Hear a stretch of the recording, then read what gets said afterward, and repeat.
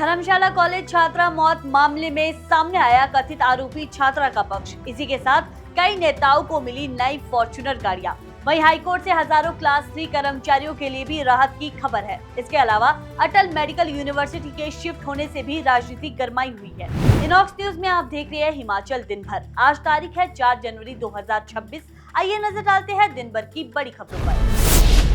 Himachal Pradesh high court ने तृतीय श्रेणी कर्मचारियों की पेंशन से जुड़े मामले में स्पष्ट किया है कि क्वालिफाइंग सर्विस की गणना में नियमितीकरण से पहले की दैनिक वेतनभोगी सेवा भी शामिल होगी। याचिकाकर्ता हृदय राम ने 1986 में लोक निर्माण विभाग में दैनिक वेतनभोगी के रूप में सेवा शुरू की थी और 1996 में नियमित हुए थे। वहीं विभाग ने उन्हें पेंशन देने से इनकार किया था, लेकिन हाईकोर्ट ने कहा कि पेंशन रोकना केवल तकनीकी आधार पर नहीं किया जा सकता। अदालत ने स्पष्ट किया है कि क्लास 3 और क्लास 4 कर्मचारियों के बीच पेंशन लाभ में कोई भेदभाव नहीं होगा।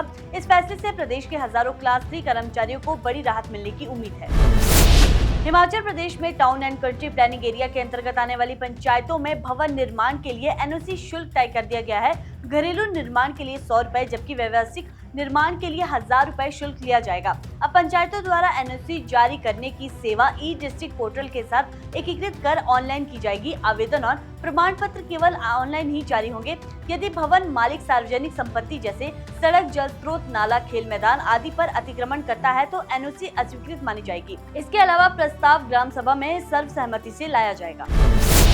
चंबा जिले के सिलगघाट पटवार सर्कल में तैनात पटवारी मुकेश कुमार के साथ कार्यालय में मारपीट और जान से मारने की धमकी देने का मामला सामने आया है। पटवारी ने शिकायत में बताया कि 2 जनवरी को आरोपी ने उन्हें झूठी रिपोर्ट बनाने के लिए दबाव डाला और रिश्वत देने की कोशिश की। जब पटवारी ने रिश्वत ठुकराई तो आरोपी ने उन्हें कुर्सी से घसीटकर बाहर खींचा और मारपीट शुरू कर दी। हाथापाई के दौरान पटवारी के कपड़े भी फट गए। कार्यालय में तैनात चौकीदार के बीच बचाव के प्रयास के बावजूद आरोपी ने उसे भी जान से मारने की धमकी दी। वहीं पुलिस ने पटवारी की शिकायत के आधार पर अभियुक्त के खिलाफ मुकदमा दर्ज कर जांच शुरू कर दी है। हिमाचल सरकार ने अटल मेडिकल एंड रिसर्च यूनिवर्सिटी को नेरचौक से सरकाघाट शिफ्ट करने का निर्णय लिया है। स्वास्थ्य विभाग ने सैनिक वेलफेयर विभाग को पत्र लिखकर सरकाघाट की उपलब्ध भूमि और अधूरे भवन यूनिवर्सिटी के लिए हस्तांतरित करने का अनुरोध किया है। सरकार का तर्क है कि इससे यूनिवर्सिटी को स्थायी और पर्याप्त बुनियादी ढांचा मिलेगा। हालांकि इस कदम ने राजनीतिक विवाद को जन्म दे दिया है। बल्लभ विधानसभा के विधायक इंद्र सिंह गांधी ने कहा कि ये निर्णय सैनिक वेलफेयर अकादमी के बच्चों और मंडी जिले के हितों के खिलाफ है। उन्होंने चेतावनी दी, अगर सरकार ने फैसला वापस नहीं लिया तो मंडी के लोग धरना प्रदर्शन और आंदोलन करेंगे।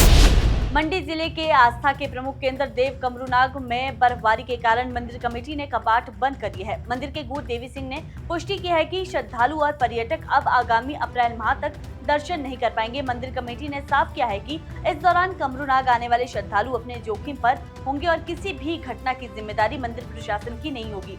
हर वर्ष सर्दियों में भारी बर्फबारी के कारण देव कमरूनाग और शिकारी माता मंदिर करीब 4 माह के लिए बंद रहते हैं। वहीं प्रशासन और मंदिर कमेटी ने मौसम को देखते हुए यात्रा से परहेज करने और सुरक्षा निर्देशों का पालन करने की अपील की है। धर्मशाला कॉलेज की छात्रा की मौत के मामले में जांच के बीच नया मोड़ सामने आया है। मामले में नामजद एक कथित आरोपी छात्रा ने वीडियो जारी कर अपना पक्ष रखा है। छात्रा का दावा है कि कॉलेज में ना तो उसने कभी रैगिंग की और ना ही ऐसी कोई घटना उसकी मौजूदगी में हुई। उसने कहा कि मृतका फर्स्ट ईयर में उसकी बैचमेट थी और मामले की सच्चाई मृतका व उसकी सहेली के मोबाइल फोन की गहन जांच से सामने आएगी।